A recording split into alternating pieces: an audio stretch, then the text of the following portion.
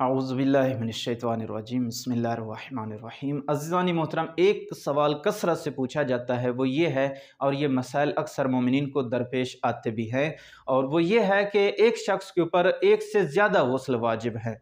गुस्ल जुनाबत हो गया, गुस्ल मस मैयत हो गया, गुस्ल जुम्मा वगैरह हो गया, बहुत सारे गुस्ल वाजिब हैं। तो क्या वो सारे गुस्लों की एक साथ नियत करके एक ही गुस्ल कर सकता है या नहीं कर सकता है? इसी तरह एक खातून के ऊपर एक से ज़्यादा गुस्ल वाजिब हैं, तो क्या वो सारे गुस्लों की एक साथ नियत कर सकती है या नहीं कर सकती है? अगर कर सकती है तो इसका तरीक़ाकार क्या है? नियत क्या करनी चाहिए? क्या हर गुस्ल को अलग-अलग नियत से अंजाम देना चाहिए या फिर एक ही नियत से सारे गुस्ल अंजाम हो सकते हैं? तो अज़ीज़ानी मोहतरम, अगर एक शख्स के ऊपर एक से ज़्यादा गुस्ल वाजिब है, मसलन गुस्ल जुम्मा भी उसने करना है, गुस्ल जुनाबत भी करना है, या फिर गुस्ल मास मैयत भी करना है, या फिर साथ साथ उसको गुस्ल नाज़र वगैरह का भी करना है, तो या फिर एक शख्स कई बार मुजनिब हुआ हो और गुस्ल नहीं कर सका है, तो अब वो गुस्ल अंजाम देना चाहता है, तो जितनी बार मुजनिब हुआ है हर बार उसके ऊपर वाजिब नहीं है कि गुस्ल अंजाम दे, बल्कि सारे गुस्लों की नियत कर ले, जहन में खाका बना ले,